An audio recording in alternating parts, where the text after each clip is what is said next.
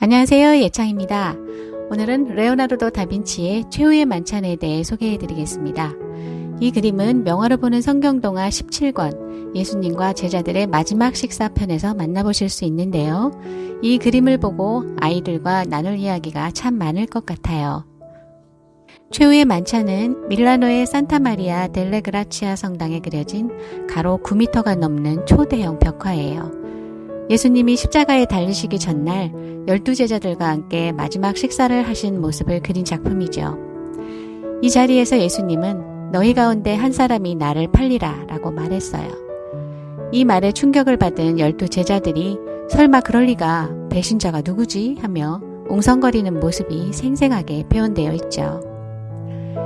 예수님의 12제자는 가운데 예수님을 중심으로 좌우로 6명씩 배치되어 있는데요. 다시 3명씩 짝을 이루며 예수님의 예언에 대한 반응을 나타내고 있어요. 왼쪽부터 순서대로 바돌로메, 세베대의 아들 야고보, 안드레, 베드로, 유다, 요한, 알페오의 아들 야고보, 도마, 빌립, 마테, 다데오, 시몬이에요.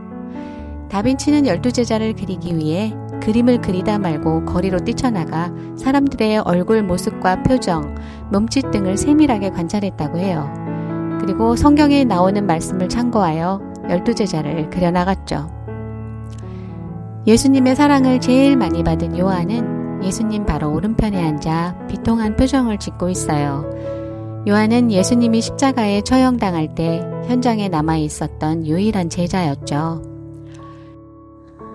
성격이 불같은 베드로가 요한의 귀에 대고 무언가를 속삭이는 모습이 보이죠? 오른손에 칼을 든 채 배반자를 발견하면 가만 놔두지 않겠다는 표정으로 벼르고 있어요. 실제로 베드로는 대제사장이 예수님을 체포하러 왔을 때 그들과 다투다가 한 사람의 귀를 다치게 하죠. 그때 예수님은 그의 귀를 어루만져 상처를 치료해 준답니다. 예수님의 왼편에서 검지손가락을 하늘로 치켜 올리고 있는 사람이 바로 도마인데요. 누가 예수님을 배신할 수 있겠냐며 의심하는 표정입니다. 의심이 많은 도마는 예수님이 부활했을 때 실제로 예수님의 상처를 손가락으로 찔러보았던 사람이기도 합니다. 그렇다면 과연 배신자는 누구일까요? 여기 돈주머니를 쥐고 앉아 불안한 표정으로 앉아있는 사람이 보이죠? 그가 바로 유다랍니다. 여기서 돈주머니는 그가 은전 30냥에 예수님을 팔아먹으리라는 것을 암시하고 있어요. 예수님은 도대체 배신자가 누구냐고 묻는 제자들에게 나와 함께 대접에 손을 넣어 빵을 적시는 자, 그가 나를 팔아넘길 것이다 라고 말씀하셨는데요. 자세히 보면 유다의 왼손과 예수님의 오른손이 같은 접시 쪽으로 향해 있는 것을 알 수 있어요. 다빈치는 르네상스 시대의 가장 중요한 발견인 원근법을 사용하여 그렸는데요. 예수님의 얼굴을 소실점으로 하여 마치 식당의 천장과 벽이 그대로 연결된 것 같이 보이지 않나요? 예수님의 뒤편에는 창문과 바깥 풍경을 그려 넣어 식당이 더 넓어 보이게 했고 창에서 들어오는 빛을 이용하여 극적인 효과를 연출했어요.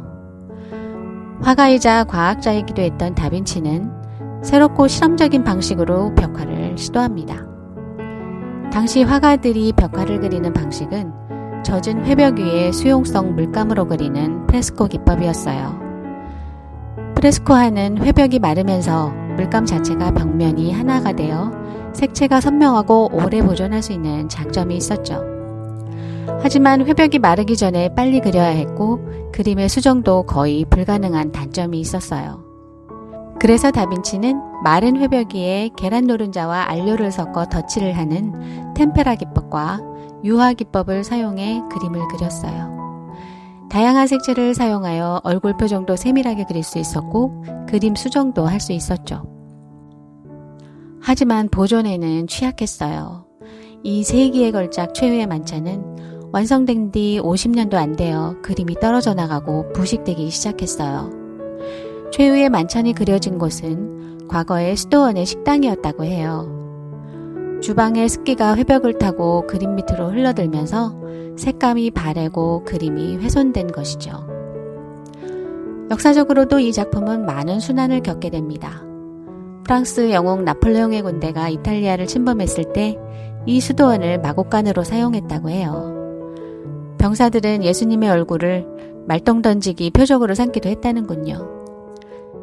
이렇게 500여 년에 걸쳐 영광과 순환의 세월을 보낸 최후의 만찬.